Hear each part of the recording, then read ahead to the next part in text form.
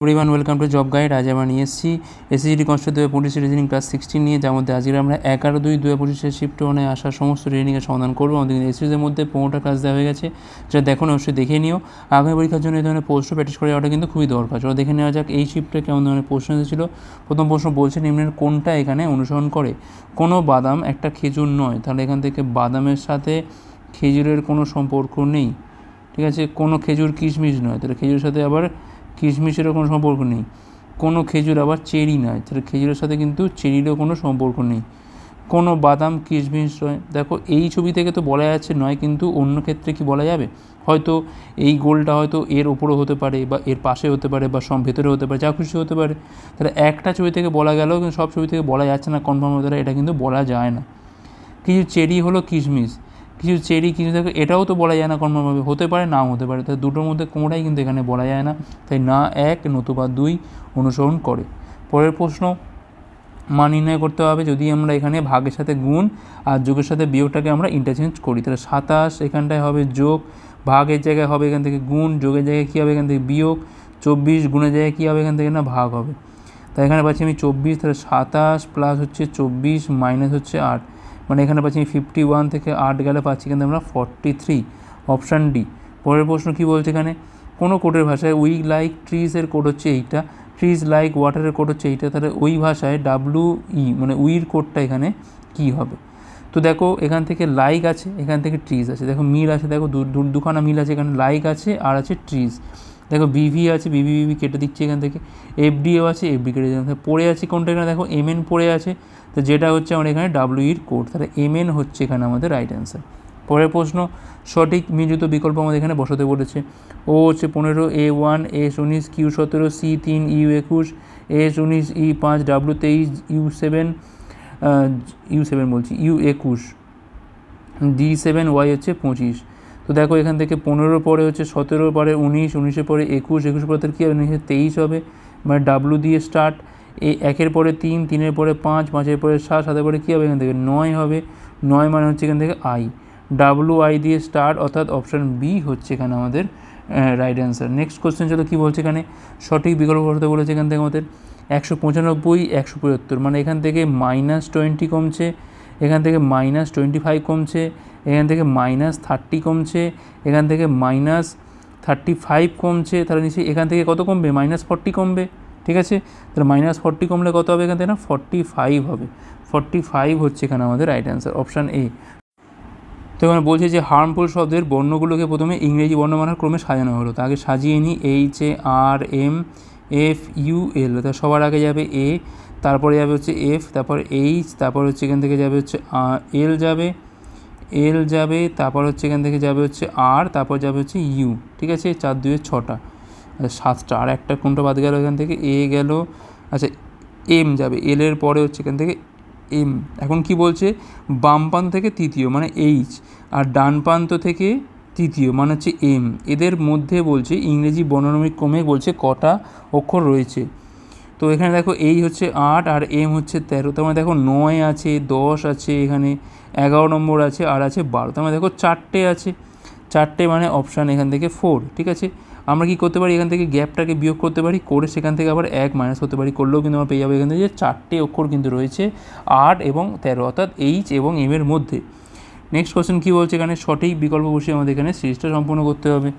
তো এক কাজ করি, আমরা আগে কোডটা বসাই, M হচ্ছে 13, X হচ্ছে এখান থেকে 24, E5, G7, L12, E5, আচ্ছা এখান থেকে G হচ্ছে 7, L হচ্ছে 12, M হচ্ছে এখান থেকে 13, E হচ্ছে 5, আর M হচ্ছে 13, X হচ্ছে 24।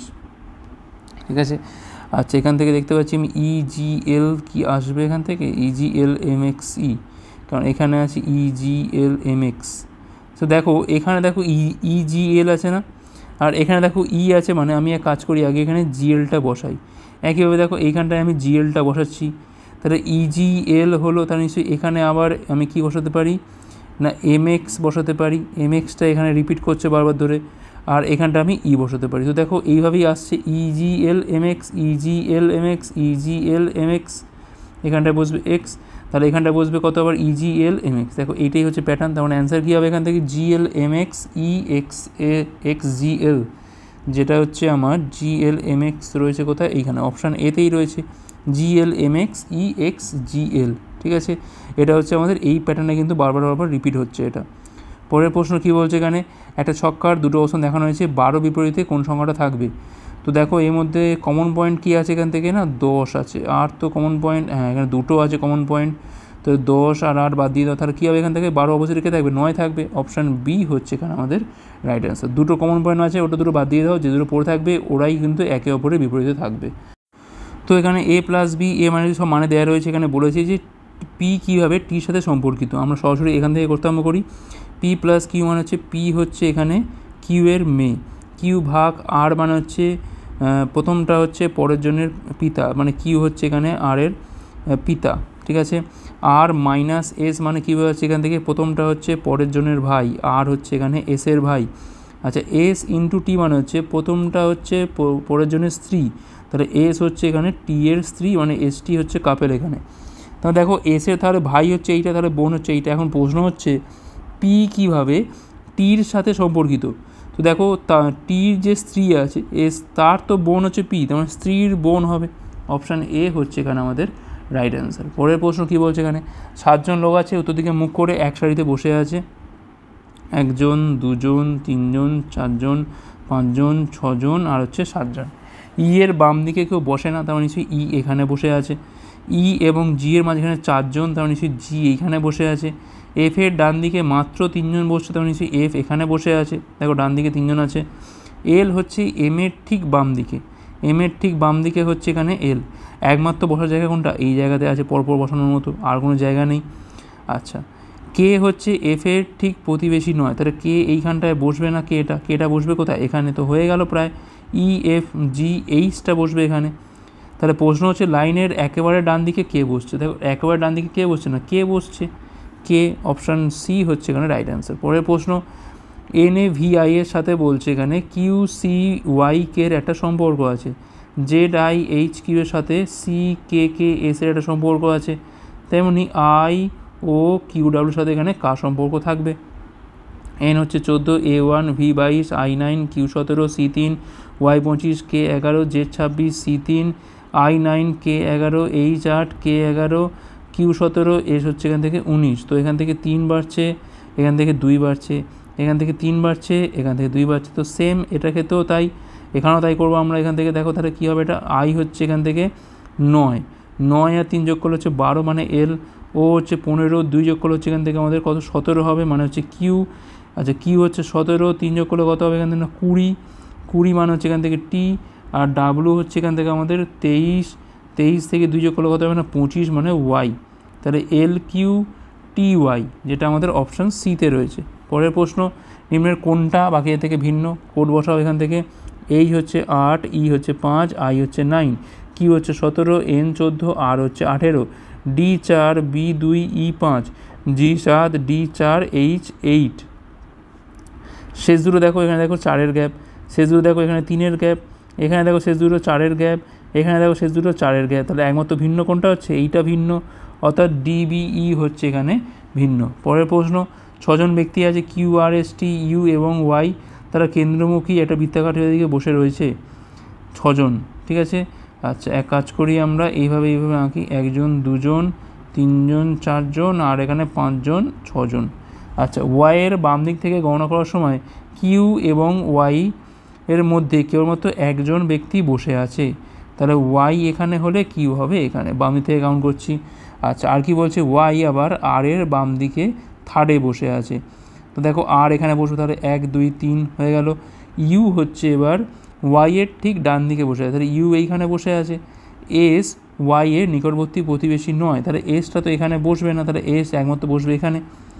তাহলে পড়ে আছে কি এখান থেকে দেখো QRSTU, টিটা পড়ে আছে, টি এখানে বসবে।